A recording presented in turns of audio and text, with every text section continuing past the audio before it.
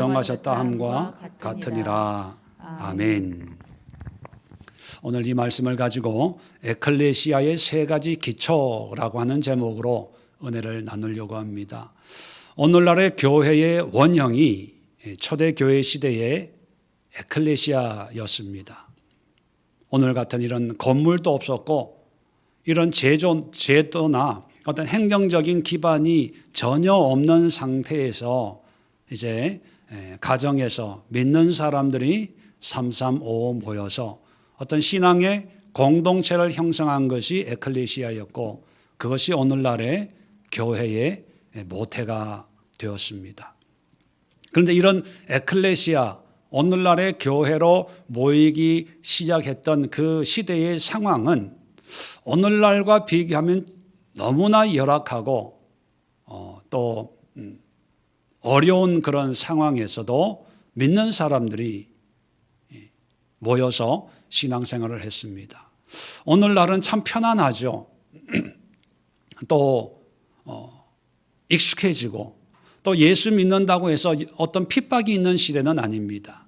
그런데 초대교회 때의 상황은 표면적으로도 보면 하나님의 아들, 우리의 구세주라고 하는 그 존재가 같은 동족인 유대인들에게 의해서 사형 언도를 받고 십자가에 죽은 사람입니다. 아니 신이 무슨 십자가에 죽어요? 죽었다가도 살아나야 되고 어떤 능력과 권세로 지배하고 다스려야 되는데 우리가 믿는 하나님은 십자가에 죽으신 분이야. 뭐 이렇게 전도를 하면 누가 믿겠습니까? 로마 사회는 다신교 사회거든요. 그 다신교 사회의 여러 신들 중에 십자가에 죽었다는 신은 아무도 없어요. 또 그 예수를 믿는 그리스도인들은 로마 당국에 의해서 여러 가지 제약과 핍박을 받고 있습니다. 그래서 예수를 믿는다고 할 때 어떤 희생과 대가와 손해를 각오해야 되는 그런 상황에서 예수를 믿으세요 하면 여러분 같으면 믿겠습니까? 오히려 잘되고 복받고 성공하고 뭔가 권세와 능력이 임한다 이래야 믿는데 정반대 상황인데도 사람들은 믿고 따랐다는 거예요. 그러면 초대 에클레시아를 이루는 그 성도들은 어떤 신앙, 어떤 믿음을 가지고 있었을까? 또 그 사람들이 모였던 에클레시아는 어떤 믿음, 어떤 신앙의 공동체였을까? 한번 살펴볼 필요가 있습니다. 그리고 오늘날 우리가 가지고 있는 신앙과 오늘날 우리가 세워나가는 이 신앙 공동체인 에클레시아와 교회와 한번 비교해 봐서 2000년 전의 교회와 오늘날의 교회, 2000년 전의 에클레시아와 오늘날의 에클레시아, 2000년 전의 에클레시안들과 오늘날의 그리스도인들의 신앙을 한번 비교해 보면서 우리의 신앙을 한번 점검해 보려고 합니다. 자, 오늘 갈라디아서를 본문으로 삼았습니다. 그 이유는 이 갈라디아서가 바울이 쓴 편지의 최초의 편지다 이렇게 학자들이 연구를 하고 그렇게 이야기를 합니다. 뭐 여러 가지 이론, 다른 견해도 있지만 일반적으로 바울 서신에 가장 먼저 쓴 편지가 갈라디아서다 이렇게 이야기합니다. 그러면 이 갈라디아서는 바울이 복음을 전하면서 교회를 세워나가는 어떤 초기에 어떤 상황을 배경으로 하고 있습니다. 그래서 이 갈라디아서를 연구를 잘 해보면 복음을 열심히 전하는 열정적인 바울의 어떤 그런 모습, 또 초기 바울이 어떤 복음을, 어떤 가르침을 가르쳤는지 그걸 알 수가 있어요.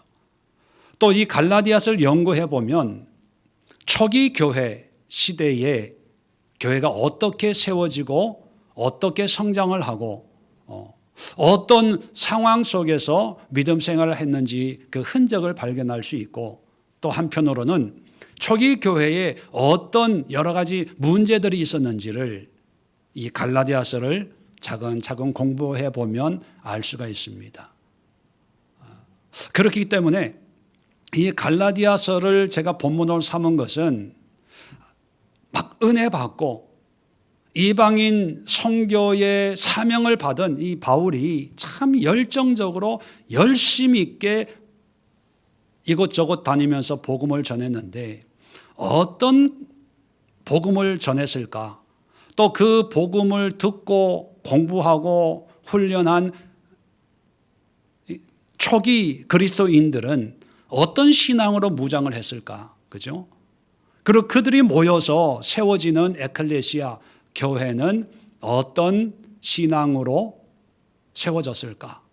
그래서 오늘 제목처럼 에클레시아의 세 가지 기초, 교회가 세워지는데 가장 중요한 주춧돌 같은 어떤 신앙의 핵심이 오늘 본문에 세 가지로 소개되고 있습니다. 이것을 하나씩 하나씩 살펴보면서 우리 신앙의 기초, 우리 교회의 기초, 그리고 각 가정에서 세워지는 에클레시아의 가장 중요한 어떤 신앙의 기초와 기본이 뭐가 되어야 될까 함께 찾아보도록 하겠습니다. 먼저 3장 1절을 보면 이렇게 시작을 합니다. 어리석도다 갈라디아 사람들아. 어리석다라고 하는 것은요, 바울이 이렇게 교회를 신앙을 심어주고 교회를 세워줬는데 들리는 소문에 다른 생각을 가지고 있다는 거예요.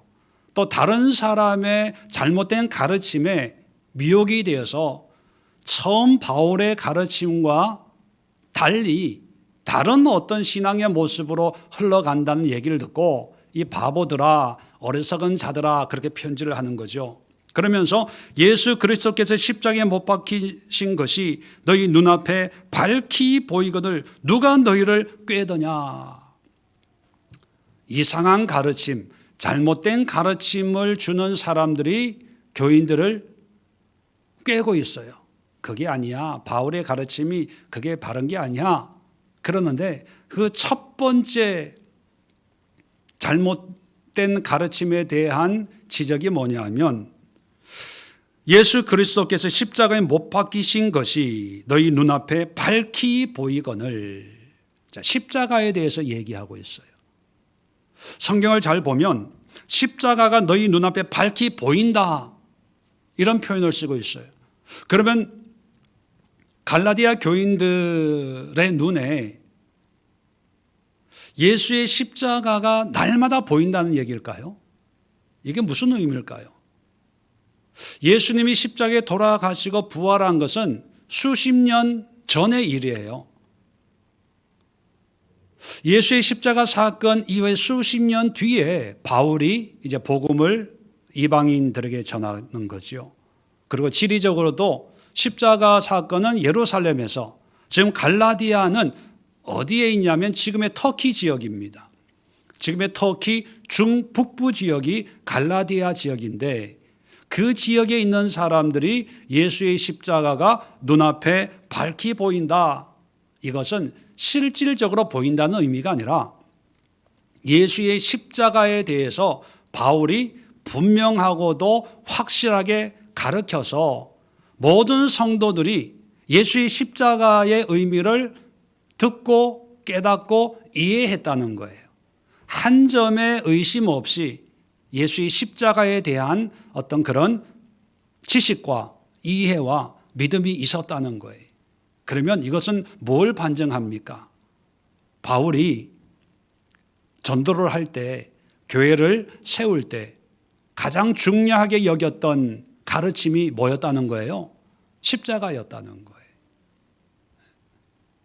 십자가가 이방인들에게 어떤 의미였을까요?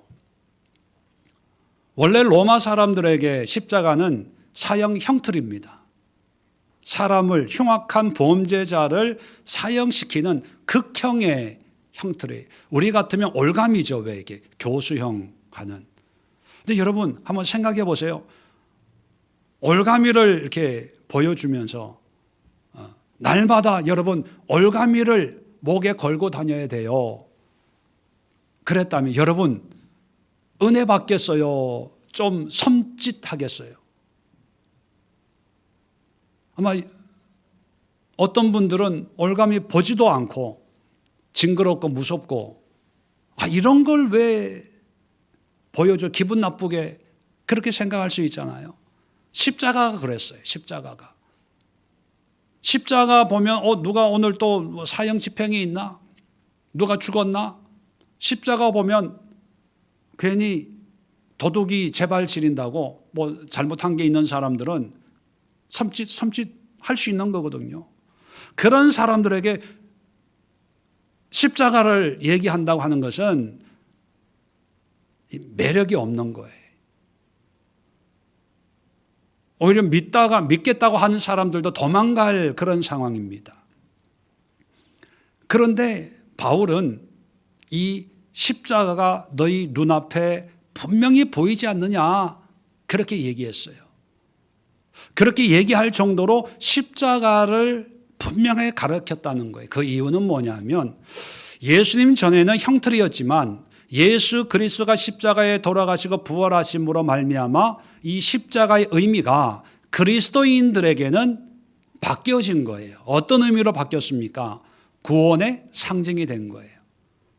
그리고 또 하나 중요한 의미가 구원을 주신 예수님의 십자가를 믿는다고 한다는 것은 곧 나도 주님을 위해서 어떤 고난과 역경도 마다하지 않고 주님을 따르는데 요구되는 어떤 희생과 헌신의 대가를 지불하겠습니다. 나도 나의 십자가를 지고 주님을 따르겠습니다라고 하는 헌신의 고백이 담겨져 있는 거예요. 자, 그래서 2장 20절 한번 보실래요? 바로 위에 보면 바울이 이런 고백을 합니다. 내가 그리스도와 함께 십자가에 못 박혔나니 그런즉 이제는 내가 사는 것이 아니요 오직 내 안에 그리스도께서 사시는 것이라. 이제 내가 육체 가운데 사는 것은 나를 사랑하사 나를 위하여 자기 자신을 버리신 하나님의 아들을 믿는 믿음 안에서 사는 것이라. 여러분, 바울도 십자가에 못 박았다. 그리고 이제는 내가 사는 것이 아니라 하나님을 위해서 사는 새로운 삶이 됐다라고 하는 어떤 헌신의 고백을 하고 있는 거예요. 자, 그렇다면 초대교회 성도들에게 바울이 열심히 가르친 것은 십자가였어요. 이 십자가는 세상 사람들이 기대하는 어떤 기대와는 정반대지요. 세상 사람들은 이 종교를 믿으면 복받아, 능력받아, 인정받아, 성공해, 부자가 돼. 하다못해 지금은 힘들더라도 나중에 하나님이 영광스러운 그런 축복을 하실 거야. 이렇게 좋은 얘기만 해도 믿을까 말까 하는데 바울은 십자가를 전했다는 거예요. 그리고 교인들에게 날마다 눈만 뜨면 예수의 이 십자가의 의미가 기억나도록 그렇게 열심히 가르쳤고 그 십자가의 의미를 깨달은 사람들이 모여서 에클레시아가 되었다는 거예요. 그러면 초대교회의 신앙인들은 십자가의 의미를 분명히 이해했다는 거예요.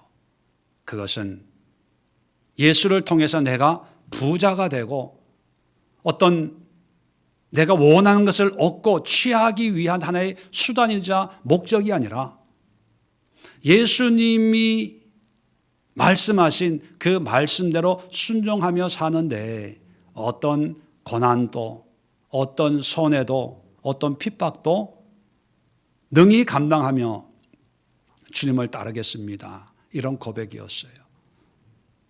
자, 그래서 초대교회 신약 성경을 보면 참 예수의 부활과 신성과 영광스러운 모습을 묘사하기도 합니다.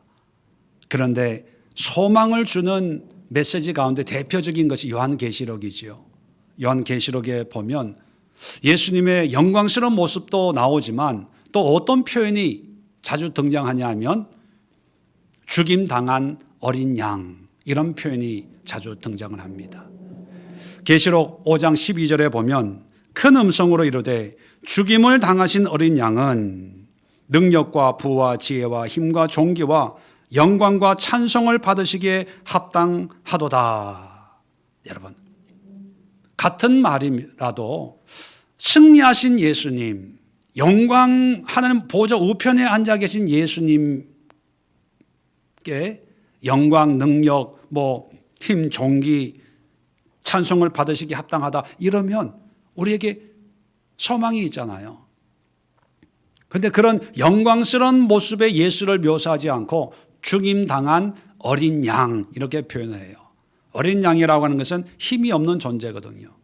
죽임을 당했다고 하는 것은 도살당했다는 의미예요. 다시 말하면 십자가에 죽은 예수에게 이런 능력과 영광이 있다, 이런 찬송을 하고 있는 거예요.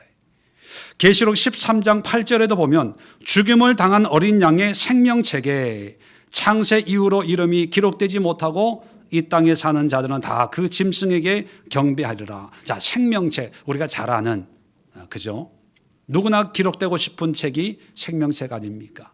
이 생명책을 영광의 하나님의 생명책 이렇게 묘사해도 되잖아요. 그런데 죽임을 당한 어린 양의 생명책, 그 죽임 당한 그 십자가의 능력이 있다는 거예요. 그리고 그 십자가의 깊은 영적인 교훈이 담겨져 있다는 겁니다. 그렇다면 초대교회의 성도들은 예수 믿으면 분명히 현실적으로 손해가 나요. 어려움을 겪고 대가를 지불해야 돼요. 그런데도 십자가를 지고 오히려 당당하게 고난을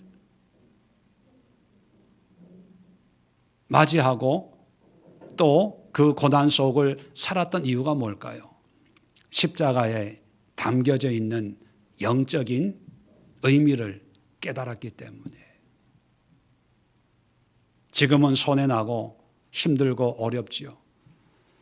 신앙생활 하기에는 시간적인 투자도 필요하고 물질적인 투자도 필요하고 어떤 삶의 여러 가지 그런 손해도 감당해야 될 수도 있습니다.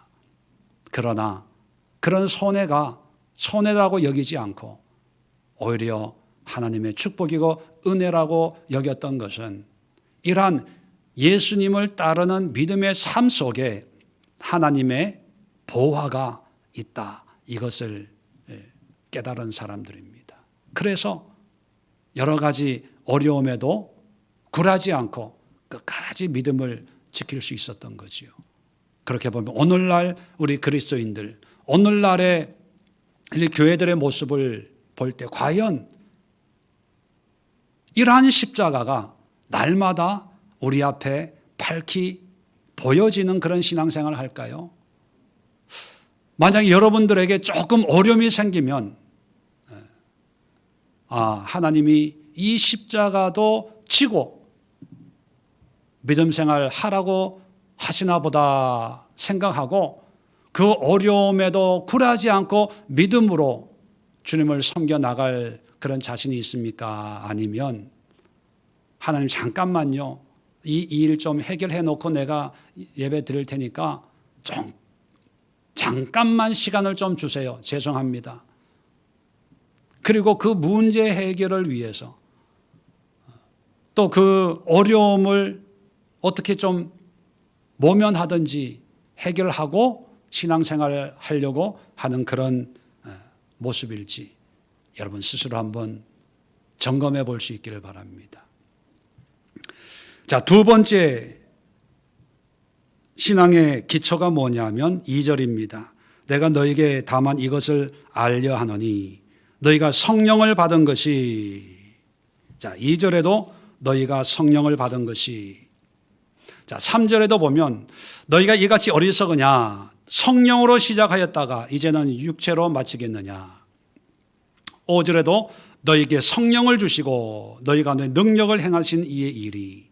자, 계속 반복되는 말이 뭡니까? 성령입니다. 성령. 이렇게 성령을 얘기하는 것은 갈라디아 교인들이 성령에 대해서 알고 있다는 거예요. 자, 성령이 어떤 건지 알고 있다면, 자, 2절, 3절, 5절을 보면 성령을 받으라는 걸까요? 아니면 이미 성령이 너에게 있다는 걸까요? 네. 성령을 받으라는 권면이 아니라 성령이 이미 너에게 임했다. 쉽게 얘기하면 너희가 성령을 받았다는 거예요. 그러면 뒤집어 보면 바울이 갈라디아 교인들에게 뭐를 중점적으로 가르쳤다는 거예요? 성령에 대해서. 그죠? 첫 번째는 십자가고 두 번째는 성령에 대해서 잘 가르쳐서 누구나 다 성령이 무엇인지 알고 또 성령을 받았고 또 성령으로 살고 있기 때문에 이제 확인시켜 주는 거예요. 너희가 성령을 받은 것이 또 성령으로 시작하였다가 이게 성령으로 뭔가 믿음 생활 시작하였다가 지금은 이제 변질됐다는 얘기죠. 또 너에게 성령을 주실 것이다가 아니라 주시고 하나님이 성령을 주었다는 거죠. 그러면 성령을 받았다 또 성령으로 산다라고 하는 그 의미는 뭘까? 어떤 분에게 성령 그러면 이게 자동적으로 떠오르는 이미지가 있습니다. 그것은 뭐 방언하고 뭐 좀 신비하고 좀 깊이가 있다고 느껴지는 어떤 특별한 어떤 신앙의 모습. 성령 받았냐 그러면 막 기도할 때 막 열심히 기도하고요. 막 전도도 열심히 하고 막 봉사도 열심히 하고 또 환상도 보고 꿈도 꾸고 어떤 분은 뭐 은사적으로 방언하고 통변하고 뭐 기도하면 귀신이 떠나가고 치료가 일어나고 이런 걸 생각합니다. 그런데 여러분 성령의 역사 가운데 그런 것은 아주 작은 부분이에요. 성령의 은사적인 부분이거든요. 그런데 그 부분은 만약에 성령의 역사를 100이라고 가정한다면 그런 부분은 한 1, 2, 아니면 0.5 성령 역사의 아주 일부분을 얘기하는 건데 그것이 마치 성령의 전부인 것처럼 착각을 해서 저런 사람은 성령파, 이 사람은 말씀파, 저러면 순복음, 말씀하면 장로교. 아니 나는 그런 스타일 아니야. 불로불로 하는 스타일 아니야. 나는 말씀이 좋아. 또 어떤 사람들은 야 말씀하지 마. 이 마음이 뭐죠? 뭐 이렇게 이성적인 신앙을 가지고 있는 사람들. 성령 받아야지. 뜨겁게 기도하고 뜨겁게 신앙생활 해야지. 뭐 이렇게 극단적으로 이해를 하는데 그게 참 잘못된 거예요. 자, 성령을 이미 받았어요. 자, 받은 이 사람들에게 바울이 요구하는 것이 뭐냐? 5장을 한번 열어보세요. 5장 16절. 자, 5장 16절 보면 이렇게 얘기합니다. 내가 이르노니 너희는 성령을 따라 행하라. 자, 성령 이미 받았기 때문에 이제 성령을 따라 행하래요. 자, 그 행하는 것이 어떠냐? 자, 그리하면 육체의 욕심을 이루지 아니하리라. 자, 17절. 육체의 소욕은 성령을 거스르고 성령은 육체를 거스르나니 이 둘이 서로 대적함으로 너희가 원하는 것을 하지 못하게 하려 함이라. 너희가 만일 성령의 인도하시는 바가 되면 율법 아래 있지 아니하리라. 성령과 육체의 일, 뭐냐면 육체의 일이라고 하는 것은 예수님을 모르고 살 때의 삶의 모습. 세상적으로 믿음 없이 그냥 세상의 원리로 사는 것을 육체적인 삶이라고 표현하고 성령은 반대로 예수님을 믿는 믿음으로 사는 삶을 얘기하는 거예요. 자, 그래서 19절입니다.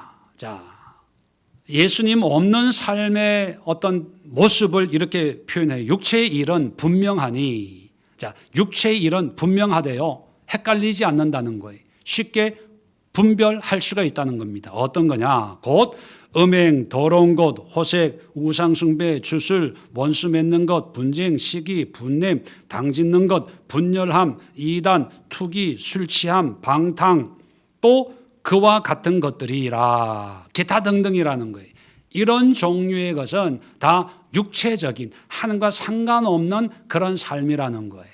이런 것은 22절 끝에 보면 하나님의 나라를 유업으로 받지 못한다. 구원이 없다는 거예요. 자, 그러면 반대로 22절입니다. 이제 성령의 열매, 성령으로 사는 것은 어떤 삶이냐 소개해 주는데 사랑, 희락, 화평, 오래 참음, 자비, 양성, 충성, 온유, 절제. 우리가 보통 성령의 열매다 이렇게 표현하죠. 이것도 9가지만 있는 게 아니라 이런 것들이에요. 이런 기타 등등 이런 것들이 성령으로 사는 삶의 열매다 그거예요. 다시 말하면 성령이라고 하는 것은 삶이 변화되는 거예요.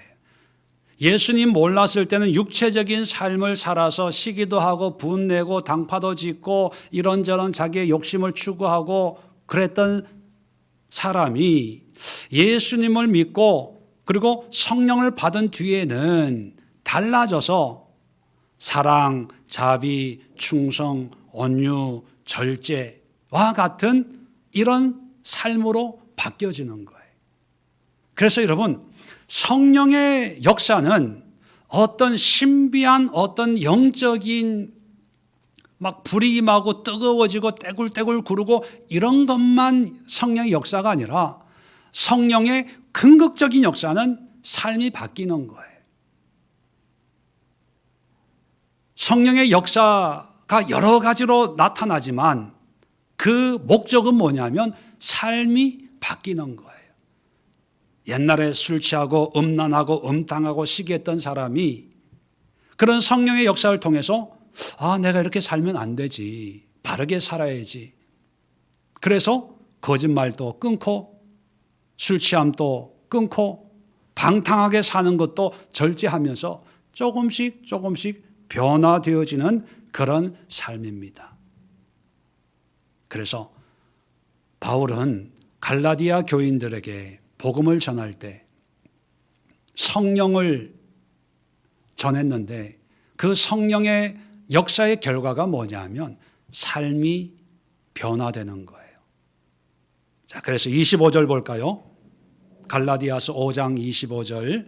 만일 우리가 성령으로 살면 또한 성령으로 행할지니. 성령을 행하래요. 행하는 게 어떤 거냐? 26절. 헛된 영광을 구하여 서로 노엽게 하거나 서로 투기하지 말지니라. 아까 분냄 나오잖아요. 투기, 시기, 질투 나오잖아요.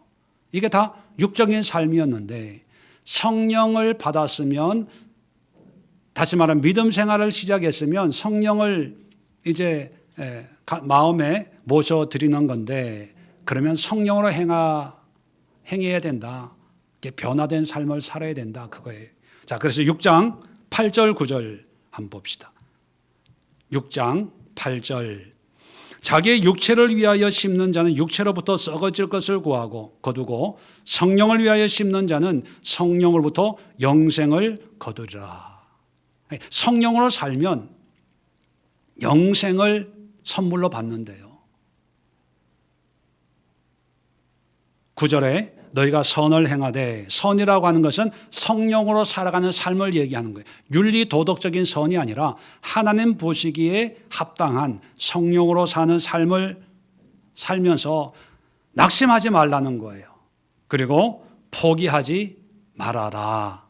때가 되면 거둔다고 말합니다. 뭘 거둬요? 하나님의 선물인 영생을. 자, 그렇게 보면 이렇게 정리할 수 있습니다. 초기 기독교인들에게, 에클레시아 교회에게 바울이 열심히 가르친 것은 첫 번째는 십자가고 두 번째는 성령이에요. 십자가는 뭐냐? 예수 그리스도를 믿기로 결단하고 그리고 헌신하고 순종해라. 비록 어렵고 힘들더라도 십자가 안에 하나님의 영광이 있으니까 낙심하지 말고 십자가의 길을 걸어라. 포기하지 마라. 도망가지 마라. 세상과 타협하지 마라. 뭐 이런 의미가 있다면 성령은 어떤 의미가 있다고요? 변화된 삶이에요. 옛날에는 내가 이렇게 살았는데 예수 믿고 보니까 이렇게 살아서는 안 되겠구나. 그래서 성령으로 변화되는 변화 공동체가 에클레시아였다. 오늘날 믿음이 좋다고 하는 개념은 뭡니까? 교회 열심히 나와서 봉사하고 예배 안 빠지고 그러다 보면 이제 직분도 집사에서 안수 집사, 권사님, 장로, 어떤 분들은 전도사, 강도사, 목사, 선교사. 자, 그럴 때 제가 장로입니다. 권사입니다. 그러면 믿음 좋으시네요. 목회하고 있습니다. 그러면 목사신가 봐요. 어쩐지 뭐 이렇게 바라보는 시대입니다. 그런데 초대교회 때는 그렇지 않았다는 거예요. 물론 그때는 뭐 이런 직분이 아직 체계가 없던 시대였으니까 어떤 직분을 가지고 얘기하는 그런 단계는 아니었지만 적어도 바울이 갈라디아 교인들에게 가르친 신앙의 가장 핵심이자 기초는 뭐냐 하면 성령으로 살고 있습니까? 변화되고 있습니까? 과거에 당신이 어떤 삶을 살았는지 그건 중요하지 않습니다. 중요한 것은 과거에 그랬던 내가 예수님을 믿음으로 인해서 오늘 얼마나 변화되었는가. 그게 성령으로 사는 삶이고 성령 받은 사람의 모습이라고 가르쳤거든요. 여러분들은 얼마나 변화되고 있습니까? 또 오늘날 교회에서 어떤 직분이나 익숙해지는 종교 생활이 아니라 날마다 삶의 변화를 얼마나 사모하고 추구하고 갈망하고 있나요? 초대교회의 이런 모습을 보면서 오늘날 우리의 신앙을 한번 되돌아보는 기회가 되었으면 좋겠습니다. 자, 세 번째 강조하고 있는 게 2절 성령을 받은 것이 율법의 행위로냐 혹은 듣고 믿음으로냐. 자, 이제 성령을 얘기했고, 자, 이렇게 성령 받은 이제 그 방법을 얘기하는데 율법의 행위냐 아니면 듣고 믿음이냐 이렇게 얘기합니다. 선택하라는 거예요. 5절에도 끝에 보면 능력을 행하신 이의 일이 율법의 행위에서냐 혹은 듣고 믿음에서냐 질문을 해요. 이건 몰라서 질문하는 게 아니라 너무나 당연히 알고 있는 것을 반문하는 거예요. 그러면 이런 성령을 받고 하나님의 은혜를 누리는 게 율법의 행위입니까? 아니면 믿음으로 말미암는 겁니까? 우리는 알아요. 믿음으로 말미암는 거. 자, 그러면 믿음이란 뭐냐라고 하는 게 이제 정리가 되는 거예요. 여기서 얘기하는 믿음은 뭐와 비교하고 있어요?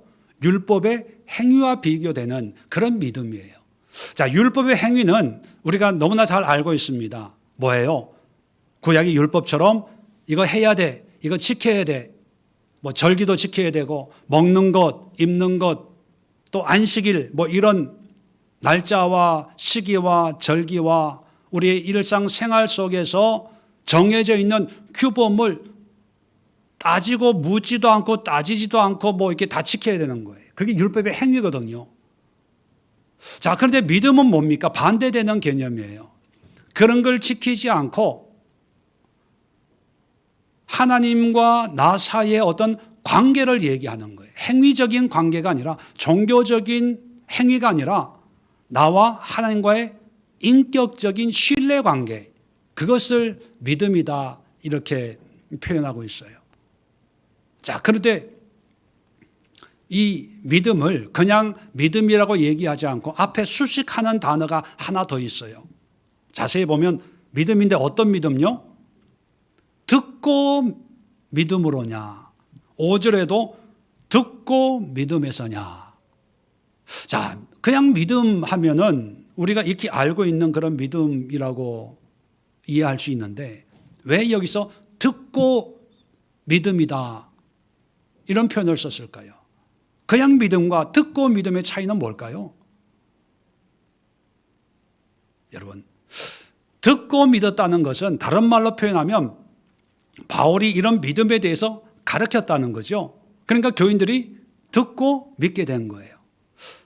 그러면 바울이 초대교회 갈라디아 교인들에게 믿음을 열심히 가르쳐서 그런 믿음으로 모인 공동체가 갈라디아 교회, 갈라디아 에클레시아가 된 거예요. 그러면 이 사람들은 믿음이 있는 사람들이죠. 그죠? 그런데 이 믿음이 특별히 듣고 믿음에서냐, 듣고 믿음으로냐 이렇게 물어봐요. 그것은 뭐냐면 그냥 믿음은 일방적으로 맹목적인 자기의 어떤 기대와 바람을 가지고 믿는 믿음일 수 있어요. 근데 듣고 믿음은 뭐예요? 가르침 받은 대로의 믿음이에요. 다시 말하면 우리식으로 얘기하면 성경에서 말하는 대로의 믿음, 또 교육받은 대로의 믿음, 또 깨달은 바 대로의 믿음, 뭐 이런 의미를 가지고 있어요. 이게 뭐냐면 이런 걸 한번 생각해 보세요. 어떤 사람이 하나님을 믿어요. 전도를 받고 믿기로 결단을 했어요. 그래서 하나님을 믿어요. 근데 그 믿음의 대상이 하나님이에요. 자기의 어떤 생각대로 열심히 신앙생활을 나름대로 하면서 믿음 생활을 하고 있어요. 자, 또 다른 사람은 똑같은 상황에서 믿기로 결단을 했어요. 그런데 이 믿음의 대상인 하나님에 대해서 잘 모르니까 믿기로 결단하고 이제 성경 공부를 시작을 했어요.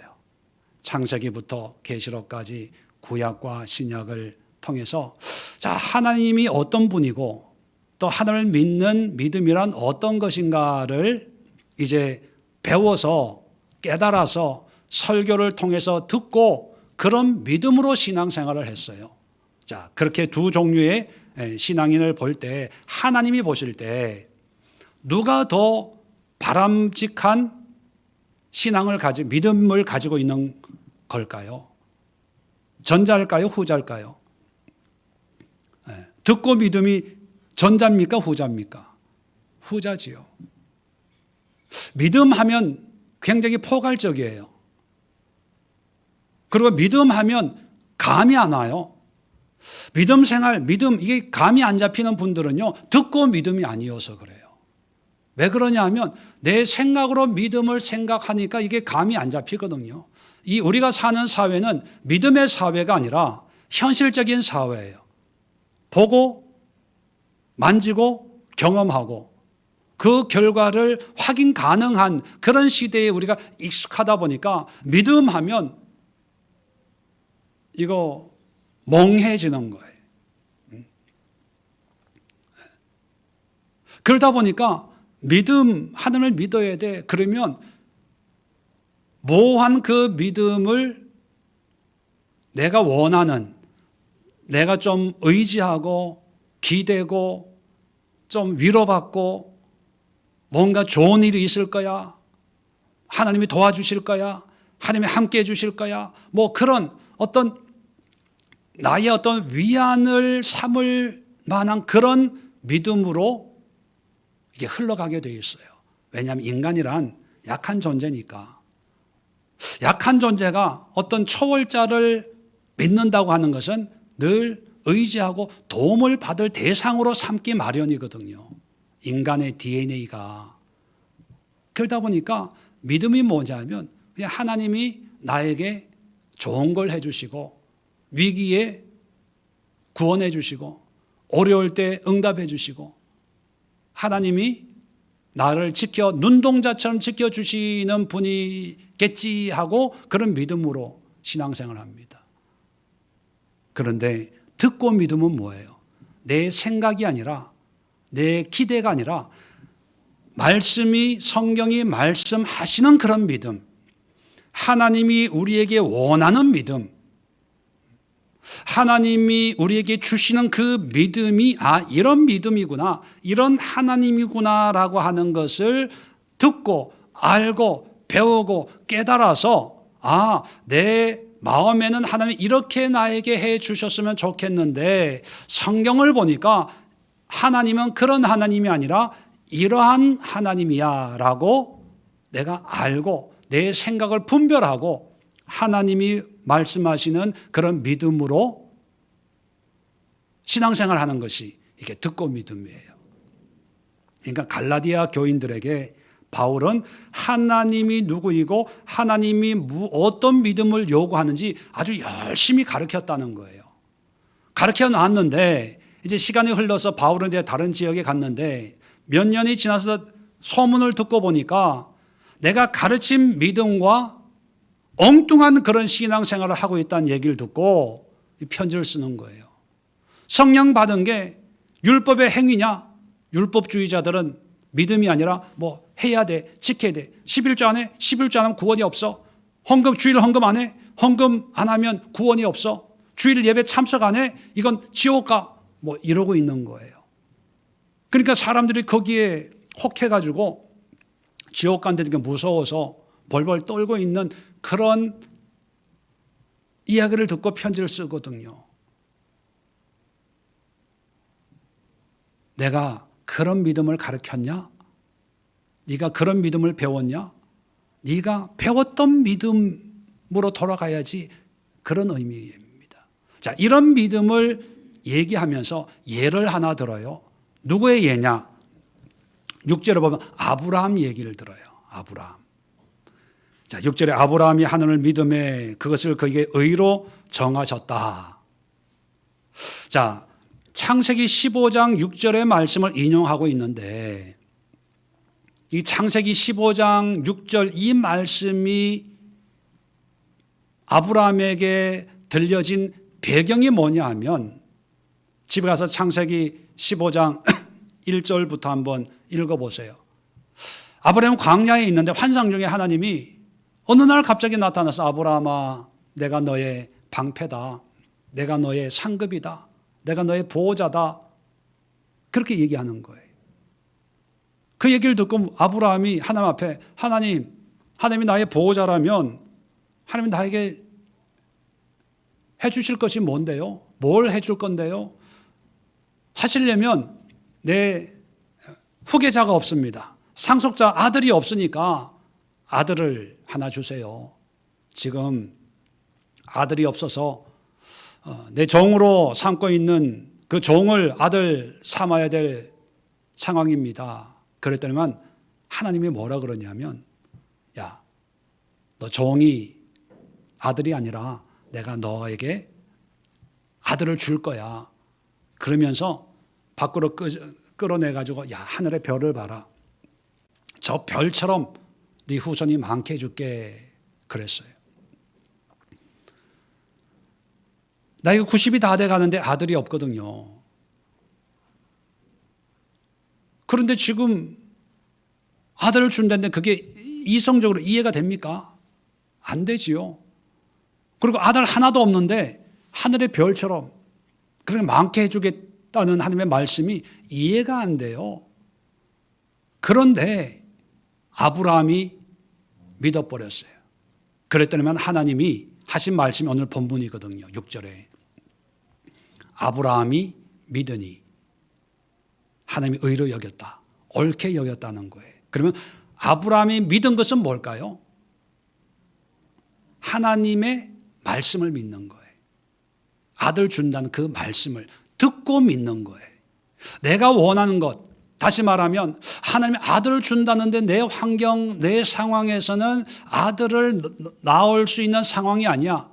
자, 그렇게 보니까 하나님이 아들 준다는 것은 아들 준다는 게 아니라 물질의 축복을 주는 거야. 하나님 고부가 되게 해주세요. 재벌이 되게 해주세요.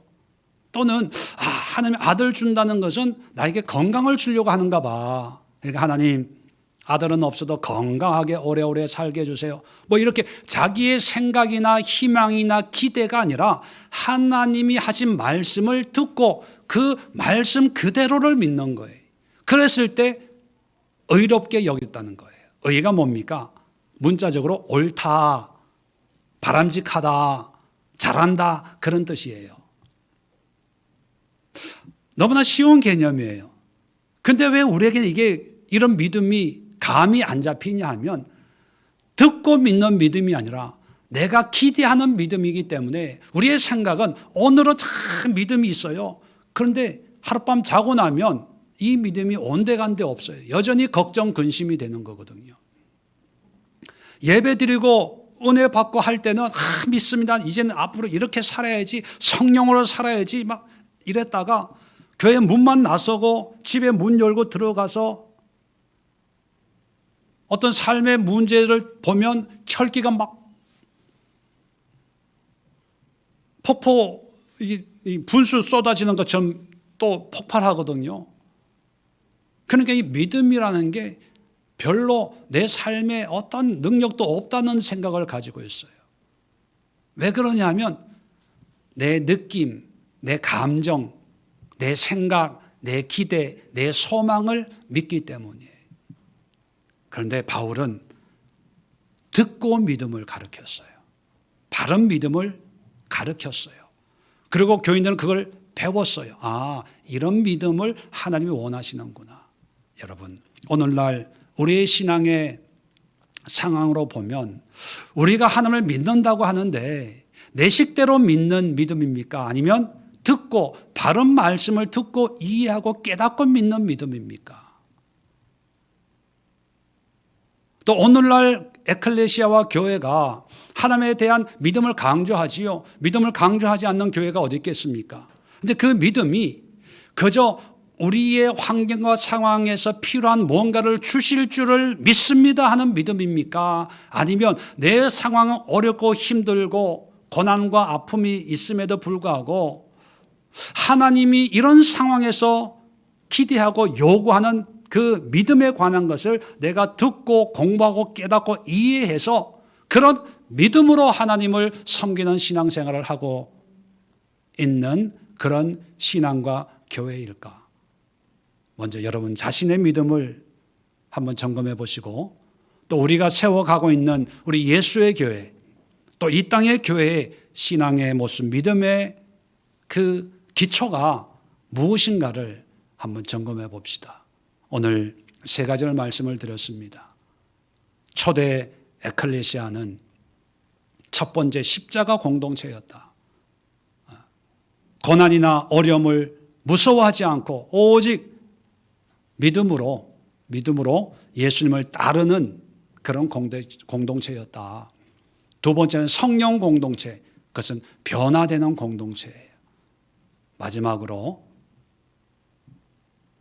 믿음의 공동체라고 하는 것은 하나님과 인격적인 교제를 성경대로, 말씀대로 하나님의 뜻 가운데에서 관계가 이루어지는 성숙한 그런 믿음의 관계였다 하는 것을 다시 한번 마음에 새기시고 이런 신앙의 기초 위에서 우리가 사역과 기도와 예배와 찬양과 또 여러 가지 하나님의 사역을 펼쳐가는 그런 우리 예수의 모든 성도들 되시기를 주의 이름으로 다시 한번 간절히 부탁을 드립니다. 기도합니다. 좋으신 하나님, 은혜와 사랑을 감사합니다.